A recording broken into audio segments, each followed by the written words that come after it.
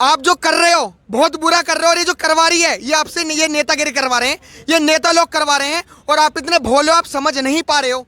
मेरा भारत महान, मेरा भारत महान। बेटा भारत महान कहने से भारत महान नहीं हो जाता, भारत को महान बनाना पड़ता है। और भाई ऐसा मत करो, और तुम्हारे बाप की ट्रेन नहीं है जो तुम ट्रेनें चला रहे हो ना, तुम्हारे बाप की ट्रेन नहीं है। तुमने बच्ची मार दी, तुमने स्कूल बस में जाती हुई बच्ची मार दी। अगर पेंशन खत्म हुई है तो इन सब नेताओं की भी होनी चाहिए, चाहे वो बीजेपी से हो चाहे वो कांग्रेस से हो। तुम्हें शर्म नहीं आ रही? ये देश का फ्यूचर है, हमारे देश के नौजवान हैं ये। और तुम, रही बात तुम कांग्रेस पार्टी वालों की, समाजवादी, जितने भी विरोधी चैनल है, विपक्ष है, इजराइल में हर किसी को कंपलसरी है भाई साहब, और ये तो फिर भी 4 साल के लिए दे दिया इजराइल में। एक तुम बहुत भोले हो, ये नेता लोग करवा रहे आतंक और तुम कर रहे हो। रामचंद्र कह गए सिया से ऐसा कलयुग आएगा, जो फ्री बिजली पानी के चक्कर में सरकार को वोट देगा वो अब्दुल से पत्थर खाता रह जाएगा।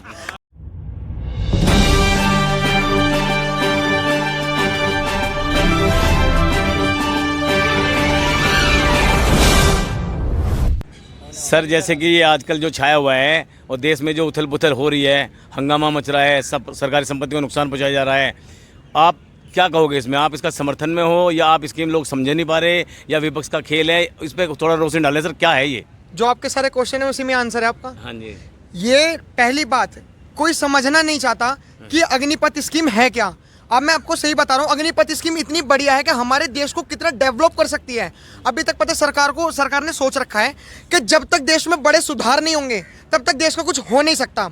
और रही बात इन दंगों की, तो दंगे मैं अब भी बता रहा हूँ, दंगे वो ये बेचारे स्टूडेंट नहीं कर रहे, दंगे करवाने वाले माफिया कोचिंग है, दंगे करवाने वाले नेता लोग हैं। इन्हें पता है इनकी राजनीति तो चलने वाली नहीं, राजनीति रोटी तो इनके बलबूते पे सेक रहे हैं। इन्हें पता है इनकी सरकार नहीं आने की। इनका मतलब इनसे है, जैसे पप्पू हो गया, जैसे खुजलीवाल हो गया, चलो यूपी की मानते तो समाजवादी पार्टी वाले हो गए। ये भाई साहब सुनो मेरी बात, ये एजेंडा चल रहे हैं और ये बच्चों को बना रहे हैं बेवकूफ़। स्कीम इतनी बढ़िया है, स्कीम ये लोग समझ नहीं पाए। मैं बता रहा हूँ इस स्कीम के क्या क्या फायदे हैं।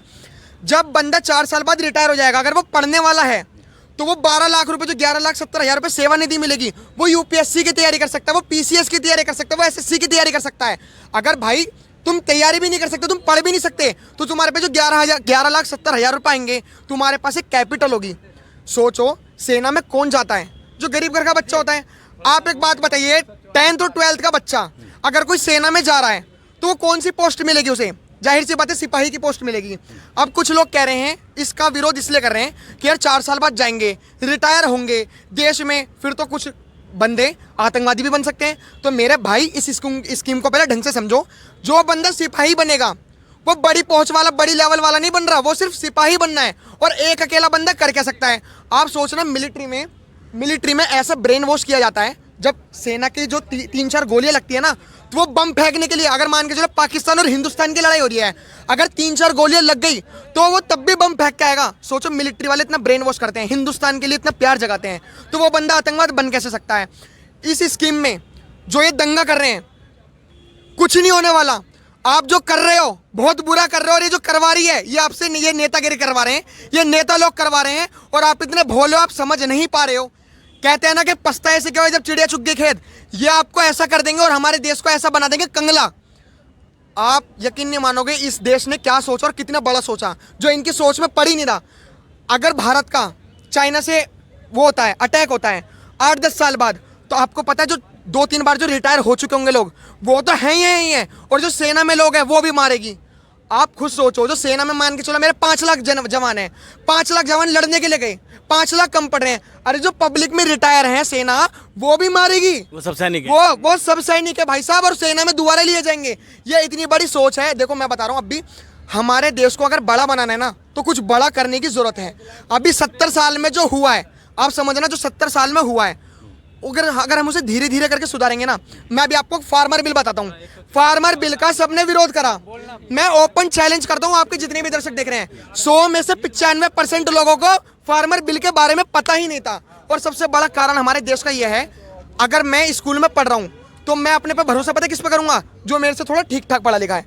मैं पढ़ूंगा नहीं क्योंकि मैं आलसी खोर हूँ, मैं पढ़ूंगा नहीं, मैं उस बंदे पे भरोसा करूंगा कि हाँ ठीक है, जो उसने बोल दिया वो मेरे को करना है। ऐसे ही फार्मर बिल में भी हुआ था। जो 5% वाले साहूकार थे ना, जो बीच ओलिए थे, जो किसानों को पैसा मारते थे, उन्होंने ऐसे ऐसे भाषण दिए कि बेटा मोदी तो देश बेच देगा, मोदी ये कर देगा वो कर देगा, क्योंकि इन्हें पता है इनका रोजगार, इनकी दुकानें बंद होने वाली है। ऐसे ही अग्निपथ स्कीम में भी है। भाई साहब इतनी बढ़िया स्कीम, मैं अब भी कह रहा हूं हर किसी को मौका मिलेगा। और सबसे बड़ा एक एजेंडा बताता हूं, सबसे बड़ा टारगेट विपक्ष को डर इसलिए लग रहा है, विपक्ष को डर इसलिए लग रहा है क्योंकि उसे पता है बेरोजगारी अब मोदी दूर कर रहा है। क्यों कर रहा है? इस स्कीम के चक्कर में अभी 1 साल में 46,000 नौकरियां मिलेंगी। आप भाई पढ़ना, 1 साल में 46,000 नौकरियां मिलेंगी। लेकिन अब मोदी जी की जो अपडेट आई है, 1.5 साल में 10 लाख नौकरियां मिलेंगी। ऐसे करके बेरोजगारी भी दूर होगी। और विपक्ष को डर यही है कि पॉइंट उस पे बस खाली बेरोजगारी का ही है। और अगर ऐसे मोदी जी ने बेरोजगारी भी दूर कर दी तो ये 2024 में किस पॉइंट पे इलेक्शन लड़ेंगे? तो ये बच्चों का बेवकूफ बना रहे, पागल बना रहे, अपनी राजनीतिक रोटियां सेक रहे हैं। और भाई ऐसा मत करो। और तुम्हारे बाप की ट्रेन नहीं है जो तुम ट्रेनें चला रहे हो ना, तुम्हारे बाप की ट्रेन नहीं है। तुमने बच्ची मार दी, तुमने स्कूल बस में जाती हुई बच्ची मार दी। क्या तुम्हारे में यही देश प्रेम है? अगर तुम्हारे में ऐसा देश प्रेम है कि तुम ट्रेनें चला रहे हो, बसें चला रहे हो, तो हमें ऐसी सेनेट चाहिए भी नहीं। और जिम्मेदार कौन हो सकते हैं? जिम्मेदार यही माफिया कोचिंग, जिन्होंने मोटा मोटा पैसा ले रखा है। ये बता रहा हूँ कोचिंग वालों की क्या साजिश है।